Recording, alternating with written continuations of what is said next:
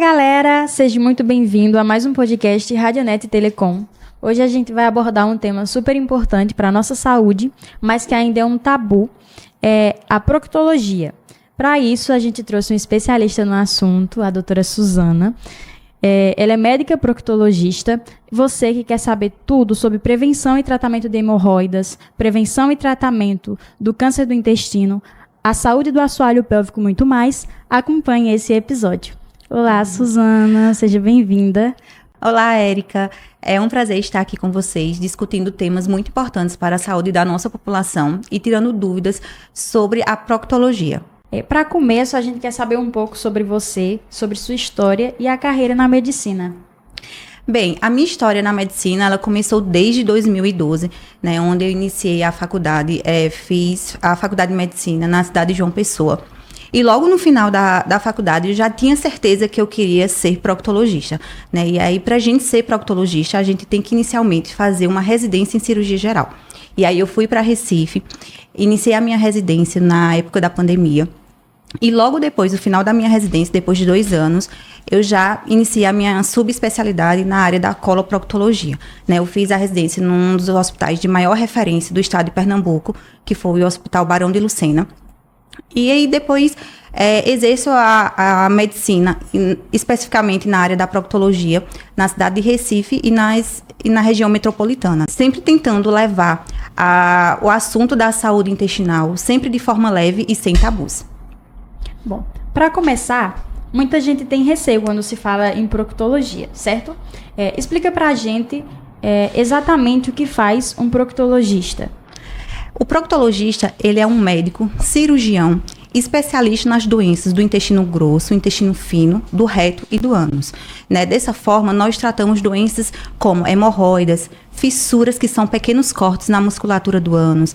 A gente trata fístulas, cistos pilonidais, trata câncer de intestino, constipação, diarreia e muitas outras doenças que para muitos pacientes, para muitas pessoas é um tabu, né? Então, por isso a importância de conhecer todas as especialidades para ter uma assistência adequada. Quais são as principais doenças tratadas pelo proctologista? Como eu já falei, né, o proctologista ele vai tratar essas doenças especificamente da região do intestino, do reto e do ânus, como, por exemplo, as hemorroidas, as fissuras, cisto pilonidal, abscessos na região do ânus. A gente trata câncer de intestino, tratamos constipação, diarreia, incontinência fecal e muitas outras patologias. Agora falando sobre hemorroidas, o que são as hemorroidas? As hemorroidas são um carro-chefe das patologias que a gente encontra no nosso consultório, né? Na verdade, elas são vasos presentes na região do reto que dilatam e inflamam a depender de um fator desencadeante, que pode ser uma alimentação inadequada, mau estilo de vida, entre outros fatores. É verdade, no caso tu falou aí que todo mundo tem. Aí alguns casos inflamam e outros não inflamam. É justamente isso. Todo mundo tem hemorroida, mas nem todo mundo tem a doença hemorroidária, que é o que a gente chama quando elas começam a gerar sintomas, como inchaço, desconforto, né? Então, elas só inflamam quando vai haver um fator desencadeante.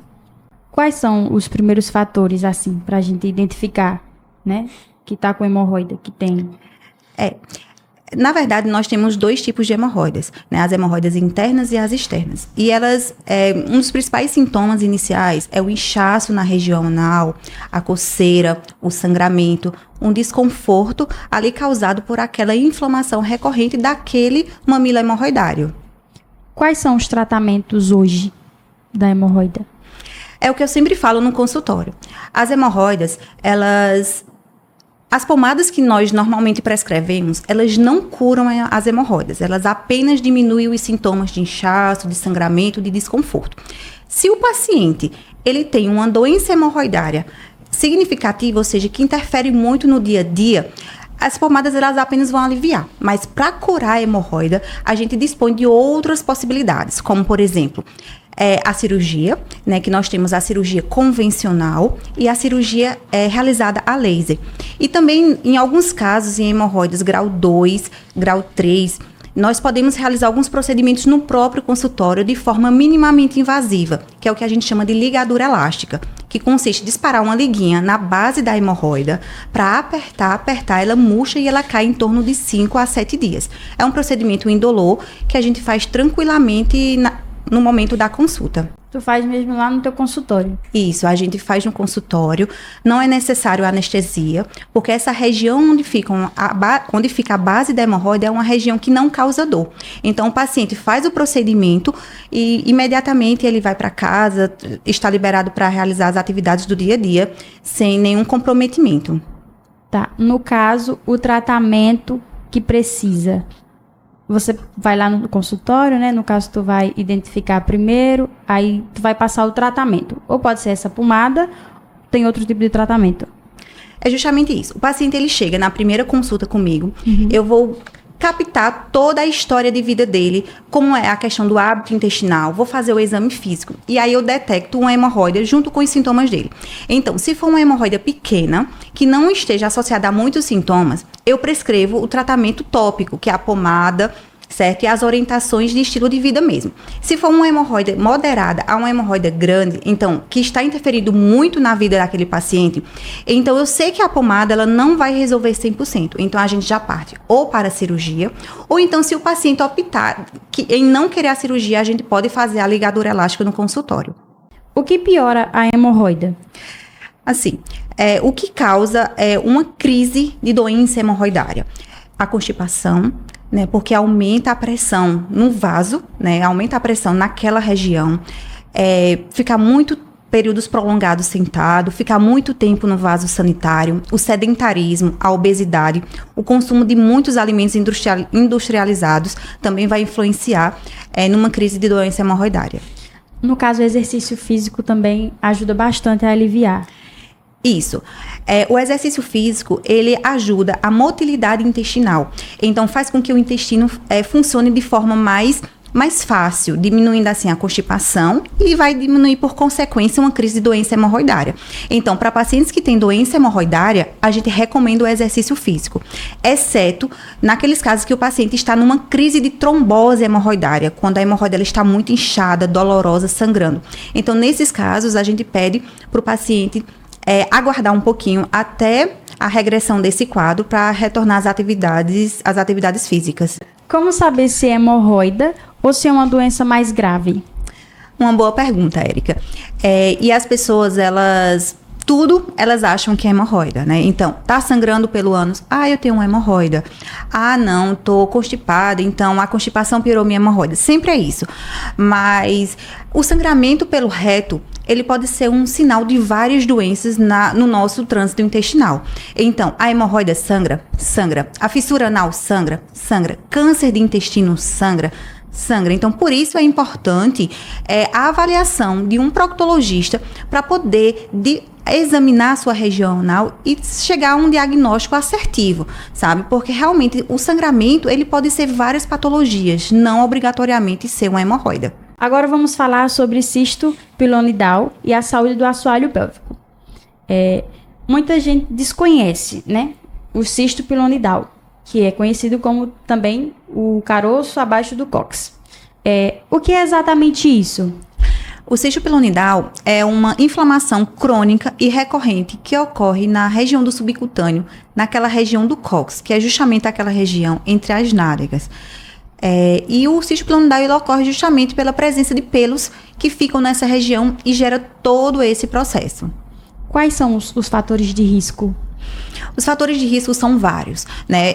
O cisto pilonidal ele é mais comum em pacientes jovens do sexo masculino, entre 15 a 30 anos. Não dizendo que não existe cisto pilonidal em pacientes idosos, existe, mas a maior taxa de recorrência é nesse grupo que eu falei. A obesidade, o sedentarismo, o consumo de alimentos industrializados e grandes atritos nessa região também são fatores desencadeantes. Como saber se é um desconforto na região sacral ou pode ser o cisto? Justamente, alguns pacientes eles chegam no consultório referindo que estão com uma crise de coluna. E aí, na verdade, quando a gente vai avaliar, a gente percebe esse abaulamento, essa inflamação, essa presença de pelos nessa região. E aí, o diagnóstico do cisto pilonidal, ele é dado durante a consulta pelo exame físico, e também a gente pode solicitar alguns exames, como ultrassom ou ressonância dessa região, para a gente chegar a um diagnóstico mais assertivo. Mas também vocês já descobrem lá, né?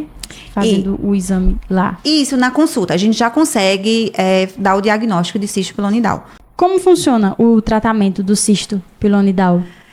Nós temos duas formas de tratamento. Para aqueles cistos muito pequenos, em que o paciente apresenta poucos sintomas, se o paciente deseja não operar, a gente tem como observar. Então, se for aquele paciente que não fica inflamado, não está saindo secreção, ele nunca precisou drenar um abscesso nessa região, e é um paciente que tem muitas comorbidades ou não quer operar, a gente observa. Mas aquele paciente em que tem um cisto que todo mês está ali inflamando, está saindo secreção, fica muito inflamado, aí realmente o único tratamento é cirúrgico, né? Aí tem as duas vias, a cirurgia convencional e a cirurgia a laser. No caso, essa da laser, né? A cirurgia a laser, ela é menos invasiva? É justamente isso. É o objetivo da cirurgia a laser ser menos invasiva, ser menos dolorosa, provocar um menor dano tecidual ali. Então, enquanto na cirurgia convencional o paciente, ele apresenta um longo período de recuperação para que haja a cicatrização daquela região que a gente operou. Na cirurgia a laser, a gente utiliza uma energia direcionada e aí a gente vai conseguir lesionar menos tecidos. Então, por consequência, a cicatrização é mais rápida, o paciente tem menos dor, menos sangramento e ele consegue voltar às atividades habituais o mais breve possível. Mais ou menos uns 15, 8 dias. É justamente isso. Enquanto a cirurgia convencional, ele fica em torno de 30 a 40 dias afastado das suas atividades para cicatrização. A cirurgia a laser, tem alguns pacientes que a gente já consegue liberar para as atividades de média intensidade ou habituais com 2 dias e outros 2 a 8 dias. Questão de repouso, como funciona? Na cirurgia convencional, a gente pede para o paciente ficar 15 dias sem sentar ou deitar sobre a ferida. Então, ele sempre tem que ficar de ladinho, de barriga para baixo. Na cirurgia convencional, não. Na cirurgia a laser, na verdade, a gente não tem essa restrição. O paciente pode sentar, deitar, fazer tudo que não vai dificultar a cicatrização. Não corre o risco, né? O risco é bem menor de recorrência. Pronto. Agora, sobre o assoalho pélvico. O que é e qual é a sua importância? Na proctologia, o assoalho pélvico é um tema muito importante e que ainda é cheio de tabus e falta de conhecimento por parte dos pacientes que apresentam os sintomas, sabe? O assoalho pélvico, ele está relacionado a toda aquela musculatura da região da pelve que faz a sustentação do reto, da bexiga e do útero.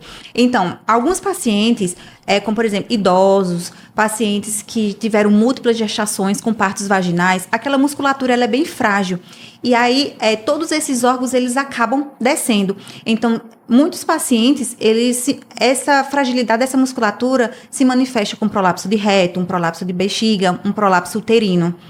Me fale sobre o problema da incontinência, do prolapso.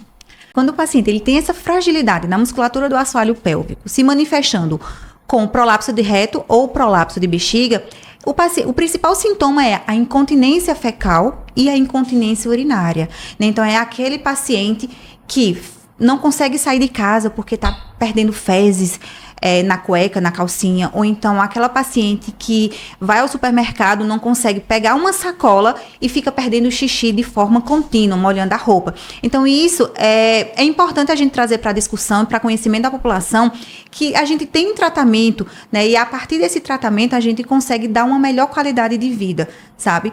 Porque ainda as pessoas elas têm vergonha em referir que tem perda urinária, perda de fezes sem perceber.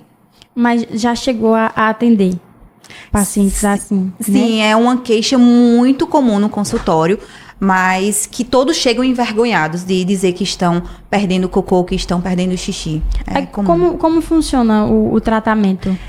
Na verdade, para a gente poder chegar ao diagnóstico, se a falha é só na musculatura ou a gente tem outras causas que esteja causando essa incontinência urinária ou fecal, a gente precisa solicitar alguns exames para chegar ao diagnóstico correto, certo? Mas, de forma geral, um paciente que chega para mim, no caso da minha área, que chega com incontinência fecal, normalmente a gente faz uma associação de tratamentos, né? Então, a gente monta uma equipe multiprofissional. Então, eu tenho uma equipe com um fisioterapeuta, uma equipe com um nutricionista e com um proctologista, para a gente fazer uma dieta direcionada. O paciente deve realizar sessões de fisioterapia pélvica para fortalecer essa musculatura e diminuir muito os sintomas da incontinência fecal. Somente naqueles casos que isso não resolve, aí a gente tem que ir para a cirurgia, em alguns casos muito específicos, mas a maior parte resolve com a medicação, com dieta e com fisioterapia. Nesse caso, é uma patologia que o fisioterapeuta é indispensável para a melhora dos sintomas. Agora vamos falar sobre câncer do intestino e sobre a alimentação também. O câncer do intestino ele tem crescido bastante. Quais os fatores de risco? O câncer, inclusive, nós estamos iniciando o mês de março, né, que é o Março Azul, que faz referência ao mês de conscientização e da prevenção do câncer de intestino, o câncer coloretal, né? Então, os principais fatores de riscos que aumentam a chance de uma pessoa ter câncer de intestino, o primeiro é a idade. Então, pacientes a partir de 45 anos apresentam maior predisposição a ter câncer de intestino. Então, se o paciente já teve familiar de primeiro ou segundo grau na família, também tem esse aumento dessa chance. Sedentarismo, obesidade, consumo de alimentos industrializados, uso de bebida alcoólica, tabagismo, isso também influencia muito. Quais os sintomas que devem servir de alerta? Na fase inicial do câncer de intestino, a maior parte dos pacientes, eles são assintomáticos, né? Então, assim, quando você perceber uma perda de peso sem justificativa, um sangramento pelo reto, volumoso ou então bem discreto, é importante procurar ajuda. Uma alteração do hábito intestinal, ou seja, aquele paciente que fazia cocô todos os dias e ele começa a evacuar somente de 5 em 5 dias, de 6 em 6 dias, tem que parar e perceber que tem algo realmente de estranho e que é importante procurar uma avaliação de um proctologista. Você falou aí sobre sangramento. Sempre que tiver sangue nas fezes, vai ser câncer? Não, justamente como eu falei anteriormente. Sangramento nas fezes pode ser um sinal de câncer no intestino? Pode, mas também pode ser de uma hemorroida, de uma fissura, de uma fístula nessa região. Quando a gente deve se preocupar, então? Aí, justamente, quando tiver esses sinais de alarme, perda de peso, fadiga, uma anemia que você não consegue encontrar a causa, alteração do hábito intestinal, uma dor abdominal que não passa com nenhuma medicação. Esses são os sinais de alarme. E a questão também dos dias, né? Sem ir ao banheiro, isso, sem fazer as necessidades. Isso. Tem alguns pacientes que ele se manifesta. O câncer, ele pode se manifestar de duas formas, nessa questão da alteração do hábito intestinal. Ou com constipação ou com diarreia. Então, aquele paciente que fazia cocô todos os dias e passa a cada 8 dias, tem algo de errado. Ou então, aquele paciente que evacuava a cada 3 dias e agora está tendo 4, 5 evacuações durante o dia. Então, realmente também tem algo de errado, precisa procurar ajuda. Qual a importância da prevenção? Tu falou aí de idade, no caso, é a partir dos 45. Isso. A prevenção do câncer de intestino, ela se inicia de forma geral a partir dos 45 anos, né? E essa prevenção a gente faz com a realização de um exame específico, que é a colonoscopia. Então, todo paciente acima de 45 anos, independente dos sintomas, tem que fazer a colonoscopia. Como é feito esse exame? A colonoscopia, habitualmente, ela é feita numa clínica, normalmente, exceto em pacientes muito idosos, numa clínica com sedação. É um exame indolor, né, onde a gente consegue ver toda a parede intestinal. Então, através dele, a gente consegue identificar pólipos ou lesões que lá na frente elas poderiam evoluir para câncer. Mas se elas forem retiradas no momento adequado, o paciente ele está tratado e está curado. A alimentação, ela influencia na saúde intestinal? Completamente. A alimentação, ela está completamente interligada ao bem-estar do paciente, do indivíduo como um todo, né? Seja a saúde intestinal, a saúde mental, e aí é o que a gente recomenda. Para o paciente ele ter uma boa saúde intestinal, ele tem que ser um paciente saudável, tem que ser aquele paciente que realiza exercício físico diariamente, um paciente que consome menos gorduras saturadas, menos produtos industrializados, menos bebida alcoólica. É um conjunto. Doutora, a gente vai agora tirar umas dúvidas, né? Mitos e verdades sobre a proctologia. Quem passa muito tempo sentado tem mais riscos de problemas anais? Pessoas que ficam por períodos muito prolongados sentado, especialmente no vaso sanitário, tem maior chance de desenvolver ou de desencadear uma crise, seja ela de hemorroida, de fissuras, de abscessos na região anal, sim. Segurar fezes por muito tempo pode causar doenças? Sim. Se você segura as fezes por muito tempo, a longo prazo, provavelmente você vai se manifestar numa forma de constipação. E a constipação é um fator desencadeante para a manifestação da doença hemorroidária, para a manifestação da fissura na região anal, que é um cortezinho. Pode evoluir também, desencadear um quadro de abscesso na região anal. Comer pimenta piora as hemorroidas ou isso é mito? É uma dúvida muito frequente no consultório, que muitos pacientes fazem. Na verdade, comer pimenta, ela não causa hemorroida, mas ela pode desencadear uma crise. Ou seja, se for aquele paciente que já possui a doença hemorroidária, a pimenta ela pode agravar sim, principalmente naqueles pacientes que têm uma sensibilidade aos componentes da pimenta, porque ela irrita toda a parede do trânsito intestinal, do trato gastrointestinal. E aí, quando chega na região anal, ela provoca processos irritativos, e aí o paciente vai sentir aquela coceirinha, aquele desconforto na região anal. O exame de toque é realmente desconfortável ou é mais o preconceito que assusta as pessoas? Na minha opinião, é mais um preconceito que assusta as pessoas. Na realidade, quando o paciente ele vai para a primeira consulta comigo, faz parte da consulta a realização do exame proctológico, né, que consiste em avaliar toda a região anal. E aí, para avaliar a região anal, a gente faz o toque. E para fazer o toque, a gente usa uma pomada anestésica e a gente faz de forma extremamente cuidadosa e cautelosa para o paciente sentir o mínimo de desconforto possível. E lembrando que o toque que nós fazemos, proctologistas, ele é diferente do toque realizado pelo urologista. O urologista ele vai avaliar a próstata. E nós, proctologistas, nós fazemos o toque para avaliar como é que está a mucosa do canal anal, se tem algum tumor, se tem alguma úlcera nessa região. Doutora Suzana, bebê aumenta o risco do câncer do intestino? Existem alguns estudos recentes que evidenciam que o consumo aumentado de bebida alcoólica é um fator desencadeante para câncer coloretal, câncer do intestino, né? E por que isso acontece? Primeiramente porque o álcool ele libera substâncias cancerígenas no nosso organismo.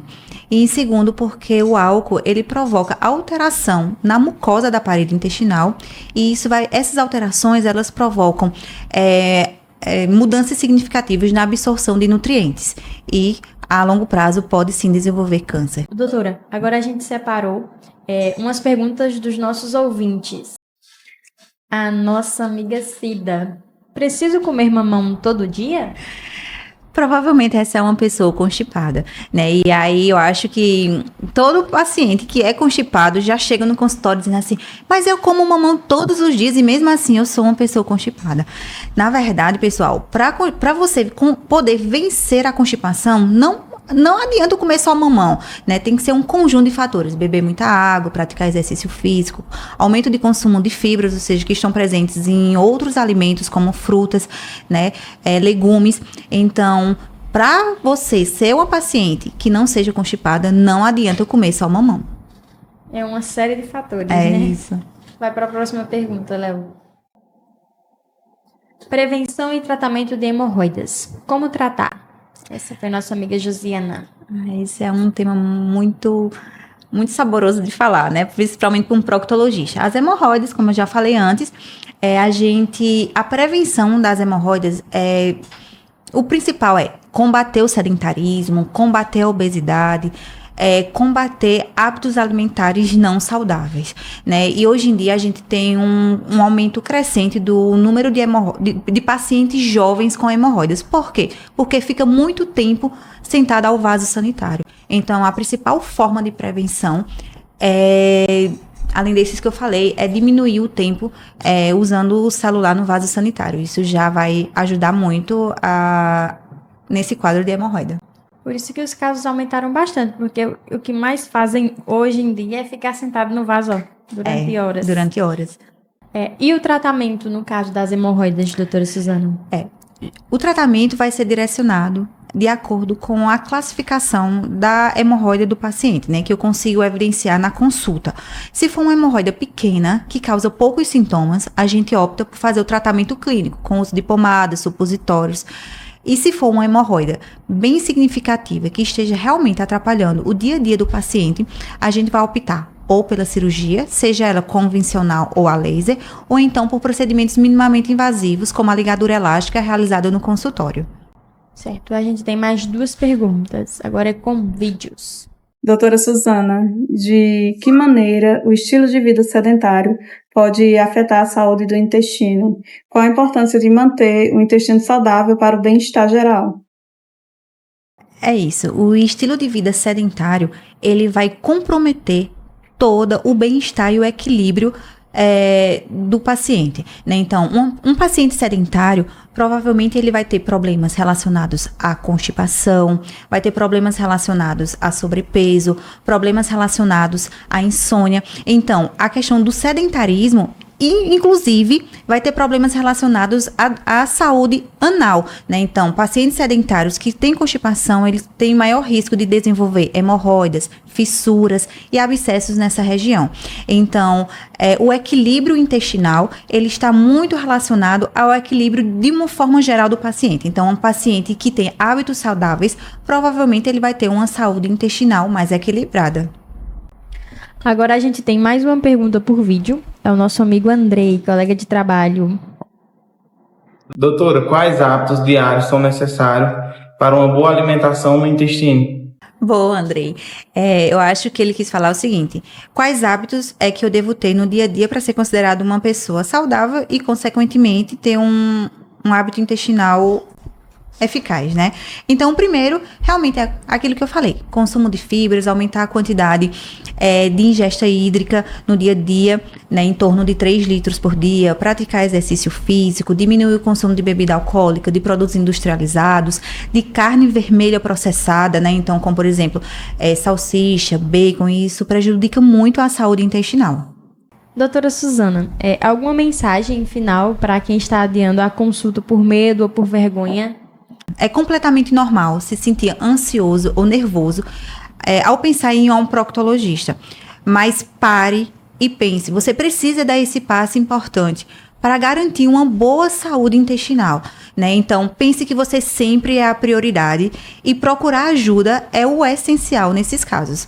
Tanto para a gente prevenir o câncer coloretal, quanto para a gente tratar doenças que são doenças relativamente simples, uma hemorroide, uma fissura, mas que podem impactar muito na sua saúde e no seu dia a dia. Doutora Suzana, tem alguma rede social, número para contato, para ser atendido por você? O consultório, informa para a gente onde fica o consultório. Atualmente eu atuo na região do Recife, região metropolitana, e quem quiser marcar uma consulta, uma avaliação, pode entrar pelo meu Instagram, doutorasuzanabernardo.procto, que lá tem todas as informações para agendamento e consultas. Bom, doutora Suzana, muito obrigada por compartilhar com a gente o seu conhecimento. E a gente vai deixar uma caneca para você de recordação aqui do podcast. A nossa caneca do podcast Radionet, a nossa lembrança para você. E muito obrigada por estar aqui presente com a gente. Muito obrigada, fiquei muito feliz em poder estar aqui conversando com vocês, trazendo essas informações para a nossa comunidade e voltar aqui para a minha cidade natal para discutir esses temas relacionados à minha profissão. É muito satisfatório, fiquei muito feliz com o convite. É isso, galera. Estamos finalizando mais um episódio do podcast Radionet. Não deixe de nos seguir e se inscrever aqui também, tá? No YouTube, podcast Radionet. Nos seguir no Instagram, podcast Radionet. Nos seguir no Instagram, da Radionet Telecom. Não deixe de seguir também a nossa doutora Suzana, com muitos conteúdos importantes, tá bom? Falando da nossa saúde. Deixe seu joinha no vídeo e é isso. Tchauzinho!